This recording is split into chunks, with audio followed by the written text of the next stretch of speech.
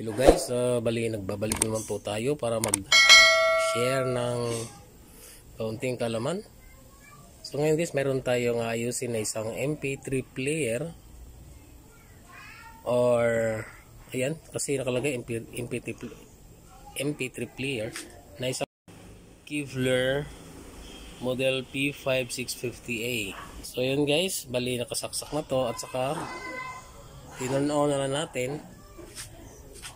So ngayon, subukan nating i-volume para marinig natin kung ano ang problema.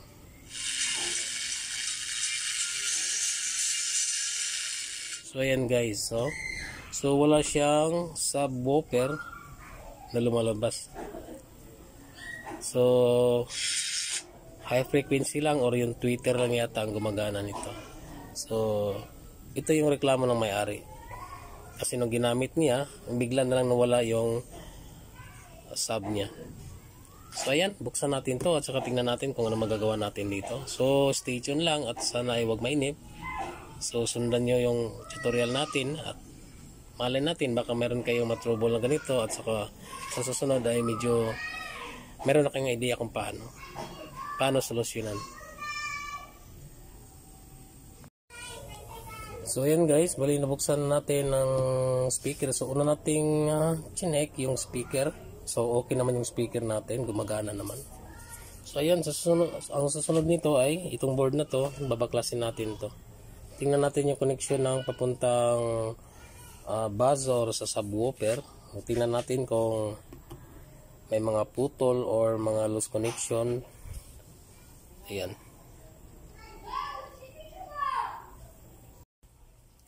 So yan guys, so wala sa speaker, so dito tayo sa front panel niya. So ngayon, ang check lang natin dito muna ay yung potentiometer ng buzz. So yan, so far so good naman. So ngayon nilipat tayo sa kabila. So doon naman tayo tingnan natin yung mga connection doon, baka sakaling may mga lost connection din. So yan, lipat muna tayo guys. So yan guys, bali nabuksan na natin. So ito yung mga linya ng high lang pa yung magana guys, yung mid at saka yung wala pala, yung buzz.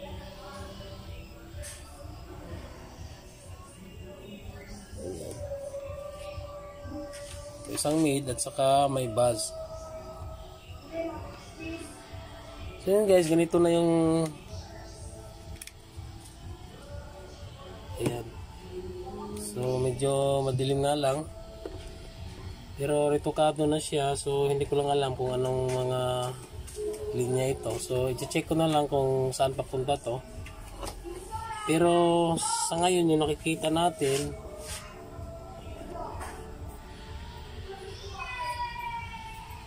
mayroon siyang IC. So ayan, so malamang nagka-problema na to. Tapos tingnan natin, tsaka kita naman yung mga paa nito. 7379 TDA 7379. Ayan. So check pa natin yan guys kung okay pa yan. So ayun, sa tingin ko dito yung sanhi niya, kaya nagka-problema na walang out. So ayan guys, ito yung pin number 1 at saka 2, ito yung out.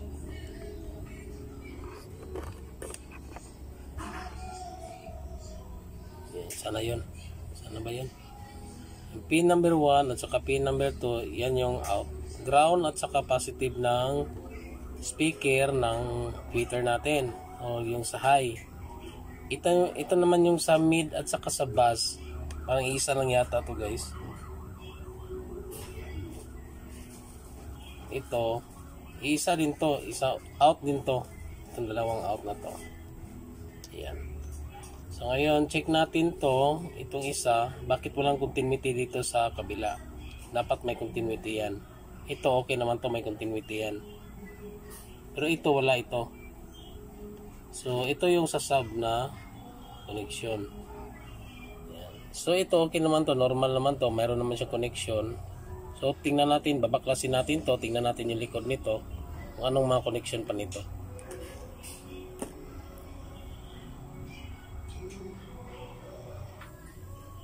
So ayan, bali nabaklas na natin. Tapos dito sa likod meron pa pala siyang heatsink. So ayan, tatanggalin naman natin yung heatsink na to para ma-access natin yung mga connection sa likod. So ayan na guys, bali ito na yung likuran niya. So ngayon ang gagawin natin dyan, susulda muna tayo guys. Kasi wala, continuity lang to eh. Ito yan. Suldahin natin to, mga terminal na to, itong apat na, suldahin natin, pati yung paa. Tapos tingnan natin kung mayroong progress yung ginagawa natin. So kung maayos ba, sa sulda lang. So ayan, sulda na natin. So ngayon ibabalik natin yung heatsink nito. Tapos saka natin pagganahin. So tingnan natin kung mayroong magandang resulta or may progress nga yung ginagawa natin. So kung sakaling wala pa rin, so ayan, ito i-check na natin to kung may input. Kung may input naman tapos walang out, so ibig sabihin itong IC na to wala na to. Kasi kung supply lang, mayroong supply to, kasi yung sa high niya mayroon namang lumalabas na bali gumagana naman yung high niya. So ayan lang. So yan guys, bali nakasaksak na yan. Gumagana na to, ayan. So tingnan natin sa Mood FM.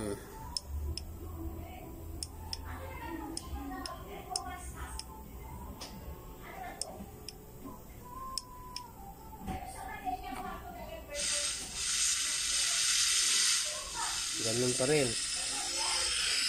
Kahit naka-full na yung buzz niya, ganun pa rin.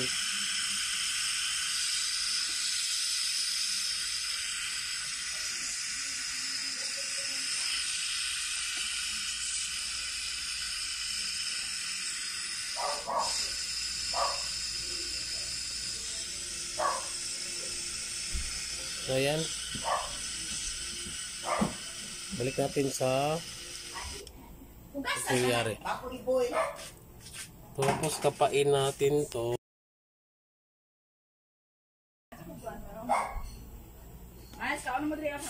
Medyo volume natin konti guys. Tapos kapain natin to para sa sub. Ayan. So ibig sabihin guys,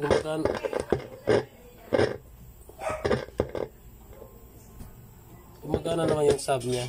So ibig sabihin nito, yung input niya ang may problema nito. So hanapin natin kung saan yung input niya dito. I-inject natin to sa input.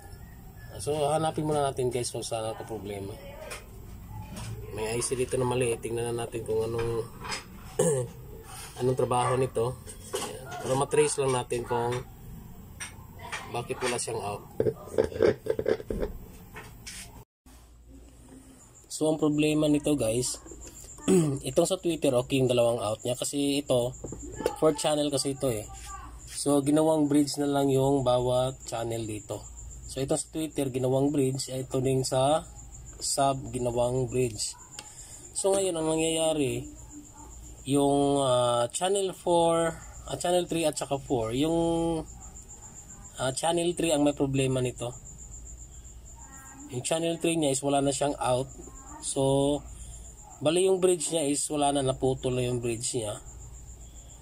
Kasi itong isa is wala nang out. At saka yung isa mayroon pang out. Kaya nung kinapa natin yung IC, gumagana pa siya.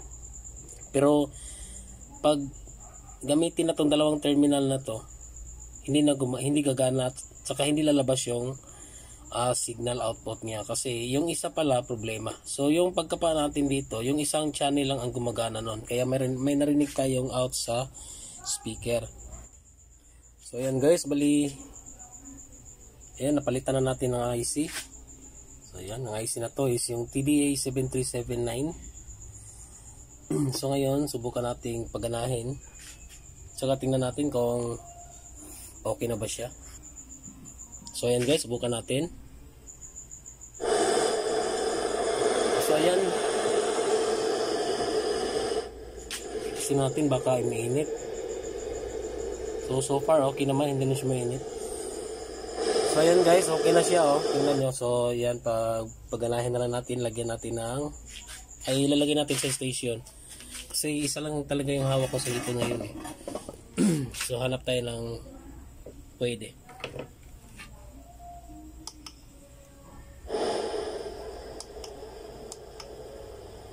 35 yung sugar.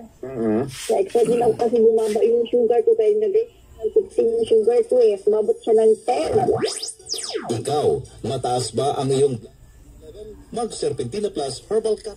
So ayan guys, success. So bali yung problema na yon ay IC. So ayan, pinalitan ko na lang ng IC. So sana ay meron kayo napupulot na kaunting kaalaman dito. So kung naka-encounter kayo ng mga ganong problema, so ayan. So una natin kanina sinubukan yung speaker, okay naman yung speaker. Tapos may out naman siya doon sa signal. So yung pinaka last talaga itong IC na to. So ayan, ito na yung pinapalitan natin. So buti naman at yung nabili nating IC is hindi factory defect. Kasi minsan kasi nakakabili tayo ng bago, tapos pagkabit natin may factory defect na pala. So ayan, bumibigay. So akala natin may mga problema pang iba. So ayan. So salamat naman at saka ito lang yung problema. So hanggang sa muli guys. Sana ay meron kayo napupulot na kaunting kalaman sa tutorial natin ito. So hanggang dito na lang. God bless po sa ating lahat.